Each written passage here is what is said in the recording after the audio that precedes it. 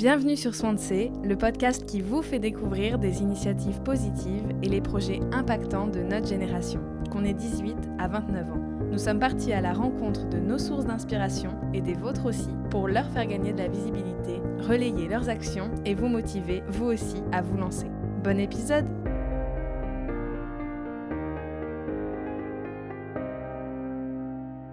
Et est-ce que pour toi, on peut vivre de son dessin ?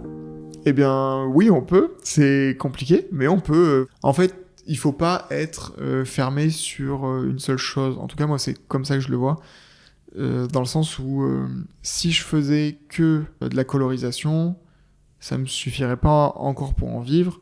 Donc c'est pour ça qu'à côté, je fais des ateliers aussi avec les enfants. Là, je fais de la BD de commande pour un magazine. Ça m'arrive de travailler avec des entreprises. Donc en fait, il faut pouvoir jongler entre plusieurs choses. Donc c'est possible d'en vivre, c'est juste que voilà, il faut trouver les choses qui peuvent financer et pas être fermé sur je veux juste faire mes projets.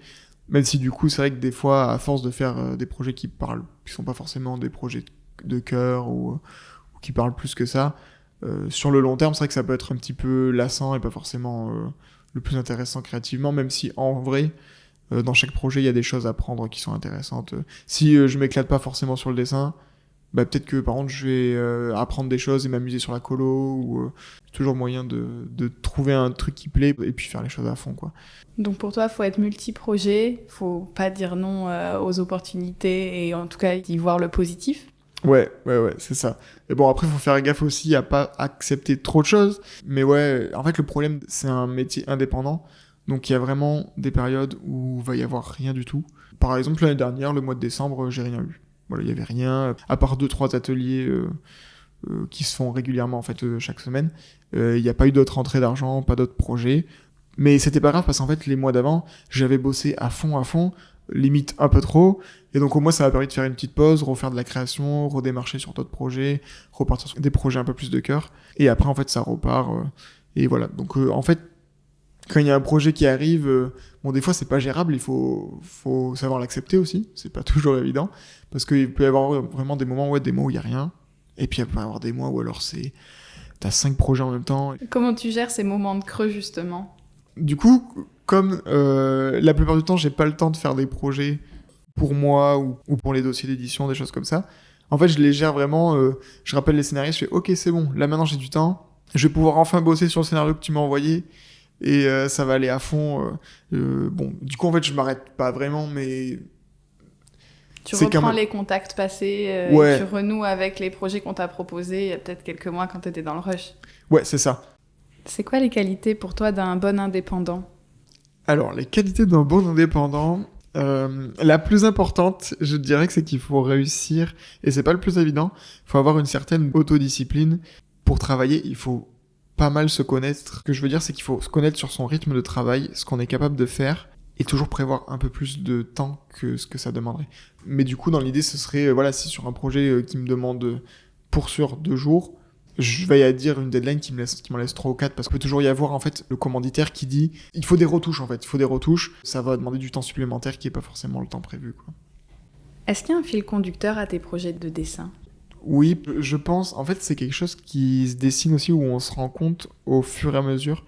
Là je me suis rendu compte en fait c'est déjà un côté un petit peu humour absurde que en fait tous les projets dans lesquels je me remets j'en refais, c'est pas forcément conscient. Et après, il y a pas mal de thèmes que j'essaie d'aborder et que je vois qui reviennent. Il y a toujours un petit côté magique, pas forcément dans le réel, un petit côté décalé en fait. Ce côté-là revient souvent. J'ai pas mal aussi de choses qui me plaisent sur le côté aussi de laisser du flou et des choses qui ne sont pas expliquées dans le dessin, dans les histoires, des petits clins d'œil. En fait, j'aime bien ce côté, on va cacher des petites choses un peu surprises. Quasiment tout le monde ne le verra pas, mais peut-être qu'il y aura 2 personnes qui vont le voir et je serai là, yes. Et donc ouais, j'aime bien en fait ce côté de légende et de mythe où parfois aussi on ne sait pas si ce qui est vrai, ce qui est faux, que l'interprétation donnée est juste celle des personnages. Et si on va sur un autre personnage, peut-être que l'interprétation sera complètement différente. Donc ouais, je dirais qu'il y a ça qui revient un petit peu, souvent même.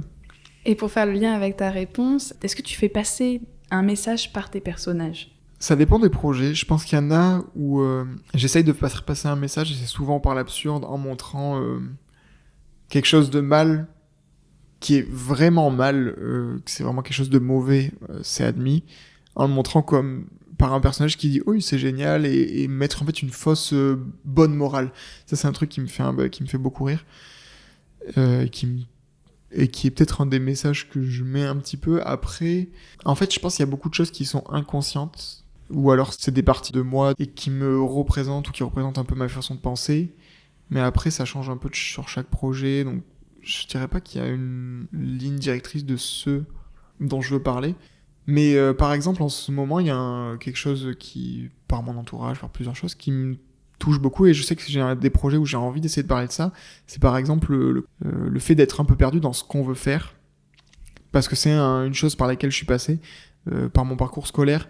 J'ai eu beaucoup de moments où en fait je faisais du dessin en passion, et comme c'est une voie qui est difficile, j'avais un peu la voix de la raison qui me disait non, il faut pas aller par là, et donc je réfrénais ce truc-là pour faire d'autres choses qui me parlaient moins au final, et en fait ça finissait par casser, en fait ça marchait pas ce truc-là, je revenais à chaque fois au dessin, et donc j'ai un peu cette chance entre guillemets d'avoir entre guillemets su ce que je voulais faire de ma vie. Même si c'était pas forcément professionnel, je savais que je pouvais faire des petites histoires, raconter mes petites histoires, faire des projets. On peut le faire maintenant en indépendant, c'est ça qui est assez chouette. Donc en fait, j'avais toujours ce truc de me dire, si ça marche pas dans le dessin, je ferai un métier qui me parle peut-être moins, mais je trouverai toujours un petit peu de temps pour faire ces projets, parce que c'est un truc qui revient tout le temps. Même quand j'arrête d'en faire, ça tourne dans ma tête, et finalement, 2 mois après, j'ai un projet qui est prêt à être dessiné, et j'ai envie de me lancer dedans. Donc c'est un truc un peu... pas compulsif, mais voilà, c'est une passion. Et c'est vrai que j'ai ce truc-là aussi qui me questionne beaucoup, de comment ça se passe pour les personnes qui n'ont pas de passion, ou que c'est plus compliqué, ou qui en cherchent une, qui cherchent. Et en fait, je suis hyper intrigué de cette chose-là, parce que moi, je le vis pas. J'ai toujours eu ce truc-là qui m'a animé, le fait de créer des choses. Du coup, je suis hyper curieux de cette chose-là. En fait, j'ai envie d'aborder cette idée-là dans un projet, et d'aborder aussi toutes les questions de le moment où on peut être perdu un peu dans sa vie, et qu'est-ce que je fais maintenant, en fait. Et j'ai l'impression que c'est quelque chose qui touche beaucoup de personnes, notamment de notre âge, mais même des fois ça peut être plus tard. Donc c'est quelque chose que j'aimerais aborder, essayer de le traiter, d'en parler à ma façon, quoi. Je pense que c'est un excellent sujet, surtout que, comme tu l'as dit, je pense qu'on est beaucoup à traverser ce genre de questionnement, et de se dire ok, j'ai une passion, ou j'aime bien ça, mais est-ce que j'aimerais pas ça aussi? Et je pense que ça pourrait faire effectivement beaucoup de bien aux gens d'avoir une partie en plus BD. Après ça sera pas forcément, je pense que ça sera quelque chose qui est du sous-texte, parce que après je vais le faire passer par l'humour, des machins, des choses comme ça. Mais ouais, c'est un sujet, je pense que je sais pas, j'ai l'impression qu'en tout cas c'est quelque chose dont j'ai envie de parler en ce moment, quoi. Donc là, pour le projet où tu aimerais parler des gens qui cherchent un peu leur voie, tu t'inspires de tes proches ou des gens qui sont proches de toi? Ouais, clairement. Et hormis ces proches, où as-tu puisé l'inspiration? Pour ce projet-là? Pour tous les projets que tu mènes. L'art, en fait, au sens global, ça peut être des tableaux qui m'ont inspiré, ça peut être une exposition, ça peut être des films, des BD, des jeux. Ça fourmille tellement, il y a tellement de choses à l'ère actuelle. Après, je dirais que, en général, c'est beaucoup de choses qui peuvent m'être arrivées. Quelle est la dernière inspiration artistique qui t'a marqué? Je dirais que c'est un album qui s'appelle Frontier, qui est un album de science-fiction dans une sorte de système solaire où l'humanité est partie dans l'espace. Mais en fait, l'humanité, c'est surtout des compagnies minières qui partent, en fait, qui sont des gros groupes du coup énergétiques, qui sont partis dans l'espace et qui minent des planètes, et ce un peu au détriment en fait de l'humain. Et on y suit en fait des personnages qui vont essayer de trouver leur place dans cet univers qui est assez impitoyable. Et en fait, ce qui me plaît beaucoup, c'est que c'est un univers assez... en termes de dessin, c'est quelque chose de très mignon. C'est un dessin très rond, qui fait limite parfois enfantin, mais avec beaucoup de détails, un côté dans les décors un peu plus réel. Et ce qui est assez chouette, c'est que c'est une bande dessinée qui est dans un monde assez horrible, mais qui va essayer de trouver le beau, et de trouver en fait cette petite touche d'espoir. C'est assez poétique, c'est une très très chouette BD que je conseillerais un peu à tout le monde, même à des gens qui lisent pas forcément de la bande dessinée. C'est une BD qui a beaucoup de contenu, qui est donc aux éditions Rue de Sèvres, dans la collection, enfin le haut label 619. Et est-ce que tu as envie de faire du motion design à la croisée du digital et du dessin ? Non. Non, c'est pas forcément quelque chose qui m'intéresse. En tout cas, pour le moment, peut-être que plus tard, je vais me dire, ouais, ça, j'ai trop envie d'en faire, mais pour l'instant, non, pas trop. Là, en plus, je suis dans une phase où j'ai fait beaucoup de dessin numérique pendant 2 ans, et j'ai envie de renouer un peu plus avec le manuel, quoi, avec tout ce qui est matériel, redessiner à la plume, à l'encre, refaire de l'aquarelle, et voilà, ouais. Ça, j'ai envie d'en remettre un petit peu plus. C'est un peu mon objectif actuel. Est-ce que tu pourrais nous parler des obstacles que tu as rencontrés ? Eh bien, j'ai plutôt de la chance pour l'instant. J'ai pas eu d'obstacles infranchissables. Les premiers obstacles que j'ai eu, c'était des obstacles, en fait, je dirais, avec moi-même, non, je peux pas faire de la BD, je suis pas assez bon. En fait, c'était plutôt des barrières que je me mettais à moi-même. Donc ça a été, je dirais, ouais, le premier obstacle. Et après, le second obstacle, en fait, c'est la patience. Où c'est un milieu où ça peut prendre beaucoup de temps. Là, je repensais tout à l'heure, on en a parlé au prix Claude Nougaro, c'était en 2016, donc en fait, c'était déjà il y a 7 ans. Et je me dis, ah oui, je me souviens quand j'ai eu ce prix-là, j'étais là, yes, j'étais hyper motivé, je me disais, ouais, dans 2 ans, je peux être publié, enfin, ça prend plus de temps que ça, en fait, il faut être patient, faut faire les projets et ça prendra le temps que ça prend, faut pas être trop pressé. Et ça, maintenant, ça va mieux, mais ouais, il y avait des moments où j'étais vraiment, non, il faut que ça se fasse vite. Bon, là, après, maintenant, c'est vrai que j'ai d'autres contraintes aussi de me dire, il faut que j'ai des projets pour pouvoir vivre, en fait, tout simplement. Donc là, c'est une autre contrainte, mais pour le moment, ouais, en acceptant à peu près tous les projets qu'on me propose, ou en démarchant sur d'autres choses, ça marche plutôt bien, donc on va dire que je peux me plaindre, quoi. Les autres projets, ils prennent le temps de se faire, ils marcheront quand ça marchera, et voilà, quoi. Faut faire au mieux. Et comment tu conseillerais quelqu'un qui, justement, se trouve pas assez bon ou qui est paralysé par le fait qu'il ne se trouve pas à la hauteur ? Alors, moi, ce que je dirais, c'est faut regarder un peu tout ce qui se fait, même dans l'amateur ou des choses comme ça, parce que tout le monde n'a pas un niveau de dessin incroyable, et c'est pas grave, en fait, parce que à partir du moment que tu racontes quelque chose qui est vraiment toi et que tu essaies de t'améliorer sur le projet, il y a déjà de quoi être fier, en fait, de voir... En fait, ce qu'il faut se dire surtout, c'est peut-être ça aussi l'erreur, c'est moi, je sais que je travaille comme ça, c'est à chaque fois que j'ai un projet, j'ai un objectif. Par exemple, ce projet-là, ça va être m'améliorer en dialogue parce que je suis pas très bon. Ok. Une fois qu'il sera fini, j'aurai bossé surtout sur ça. Le reste, je serai resté sur mes acquis, plus ou moins. J'aurais pas essayé de le faire avancer. Mais d'accord, du coup, sur le prochain projet, où du coup, j'ai l'impression d'avoir pris un peu d'assurance en dialogue, je vais me dire, ok, cette fois-ci, je vais bosser les décors. La fois d'après, ça va être les expressions. La fois d'après, l'autre projet, ça va être, ok, cette fois-ci, je travaille mon ancrage. Et donc, petit à petit, ça va s'améliorer. Mais d'essayer de trouver un objectif par projet, parce que, ouais, si on essaie de tout améliorer d'un coup, c'est dur, hein. Parce que on peut se dire, mince, c'est pas assez bien. À tout vouloir améliorer d'un coup, des fois, on améliore qu'un tout petit peu de chaque et ça se voit pas forcément directement. Alors que si on se concentre sur un truc, bon, voilà, c'est cool. Mais non, faut faire les projets. Faut faire les projets et puis au fur et à mesure, ça deviendra bien ou pas, quoi. Enfin, si, ça deviendra bien, en fait. Au fur et à mesure, ça peut que s'améliorer, quoi. Si y a la meilleure, s'il y a les bonnes intentions, s'il y a l'idée de je veux faire un truc qui est mieux, normalement, on apprend, voilà, quoi. Ça sera forcément. Mais il faut être content de ce qui a été fait. Faut peut-être pas partir sur des trop gros projets, des choses assez courtes, et comme ça, quand elles sont finies, et on peut avoir le recul de dire, ok, ce truc-là, je l'ai fini, ça a ses défauts, j'ai essayé d'améliorer cette chose-là, ça a été amélioré, et plus ou moins, quoi, mais au moins, c'est quelque chose sur lequel on peut se retourner plus tard et dire, ok, non, mais ça avance. Parce qu'on peut avoir dans le dessin, en tout cas, on peut avoir des moments où on a l'impression qu'on n'a pas évolué depuis 5 ans, et en fait, on regarde il y a 5 ans, on fait, ah mais non, mais ça, maintenant, je le maîtrise mieux, ça... Donc ouais, aussi, il faut garder les traces du travail d'avant. Même les choses pas terribles, parce que aussi ce qui peut arriver avec le temps, c'est qu'on va se mettre à comparer le dessin qu'on a fait actuellement avec le meilleur de ce qu'on a fait avant. Mais on fait pas toujours le meilleur de ce qu'on a fait avant, en fait.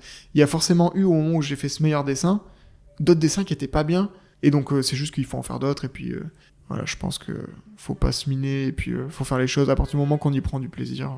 C'est déjà un bon indicateur. Pour faire le lien avec ta réponse précédente, quelle est ta phrase de vie ou ta devise ? Ah, ma phrase de vie ou ma devise. Je saurais pas si c'est vraiment une phrase de vie, mais j'aime bien me dire qu'on peut voir quasiment toutes les choses de façon optimiste, et même un échec, il y a des choses à en apprendre, et c'est pas vraiment grave que ce soit un échec. Donc ouais, je dirais que c'est ça, puis c'est assez difficile en fait à définir une vraie phrase de vie, mais ouais, essayer de rester optimiste, et en même temps...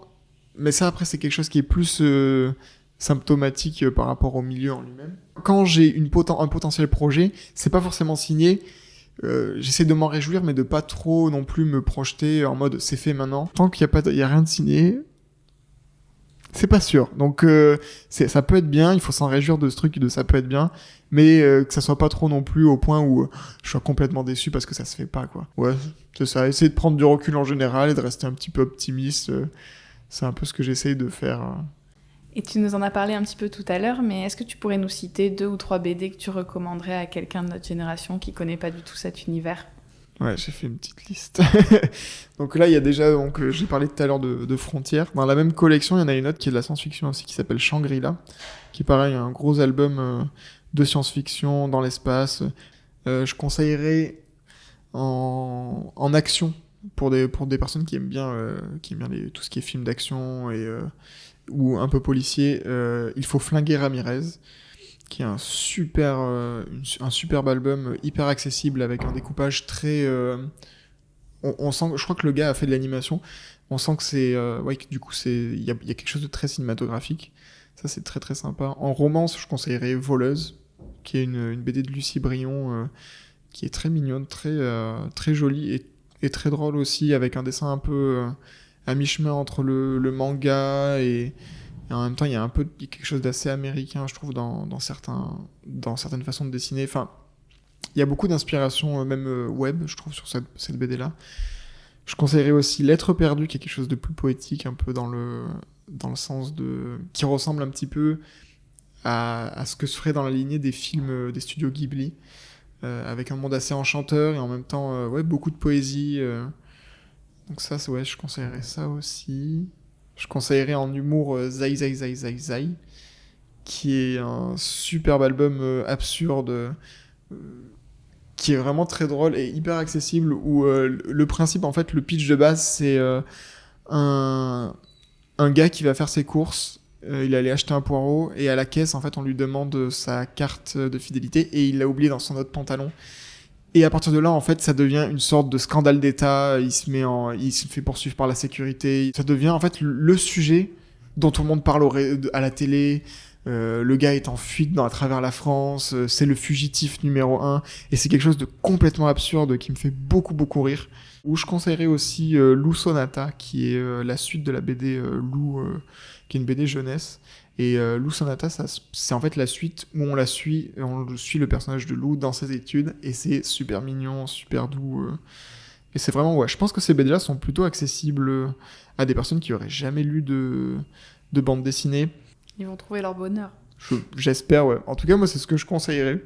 Après, si, pour ceux qui lisent un peu de romans, il y a L'Arabe du futur, qui est une bonne porte d'entrée, où c'est à mi-chemin entre le roman et la BD, qui est assez chouette, qui est un des gros succès de ces dernières années.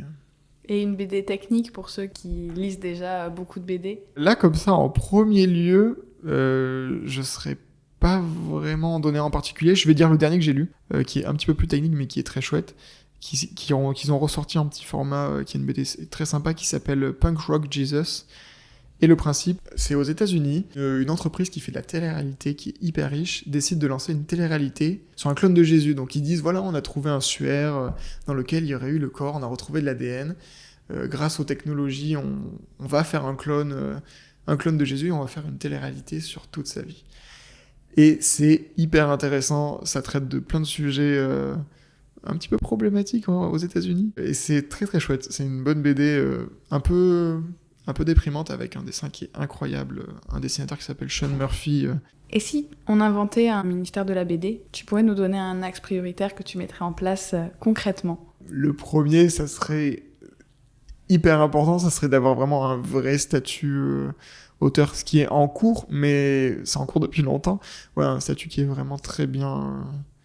qui est un vrai statut, quoi. Parce que là, c'est un peu du bricolage, quoi. Ça se sent quand il y a des trucs avec un tel truc. Ça marche pas très bien. Il n'y a pas beaucoup de protection. Je sais que, par exemple, c'est hyper compliqué d'avoir un congé maternité en tant qu'autrice. C'est important à mettre en place. Et peut-être réussir enfin à avoir une sorte de... Je sais pas que je dirais une charte, mais avec les éditeurs... Comme en fait, c'est du travail d'indépendant, il n'y a pas de tarif minimum. Et il y a un peu tout et n'importe quoi dans le milieu, quoi. C'est un peu compliqué là-dessus. Donc ouais, avoir un tarif minimum... Standardiser un petit peu les prix. Ouais, un peu standardisé. Après, c'est vrai que tous les projets n'ont pas la même complexité. Entre un projet jeunesse hyper simple, dans le dessin, je veux dire, qui va peut-être pouvoir se faire plus rapidement qu'un, j'en sais rien, une BD à la 13 ou Michel Vaillant, où c'est tous des petits décors, des trucs hyper longs, où effectivement, là, ouais, ça serait logique d'être payé plus parce que c'est beaucoup plus de travail. C'est toujours très compliqué de quantifier, quoi. Mais ouais, une sorte de tarif minimum où... Parce qu'en fait, là, le tarif minimum, je sais qu'en colorisation, c'est d'en avoir discuté avec d'autres coloristes. Moi, j'accepte pas en dessous de telle somme, et du coup, ça permet de savoir à peu près, voilà, le minimum. Mais ça, ouais, c'est un peu compliqué. Je pense que ce serait ça, l'une des premières mesures. Et si tu devais dîner avec 3 personnes ou personnalités, mortes ou vivantes, qui inviterais-tu et pourquoi ? Alors, moi j'inviterais déjà un auteur qui s'appelle Ancestral Z, qui est le dessinateur du manga Dofus, parce que c'est une de mes grosses sources d'inspiration.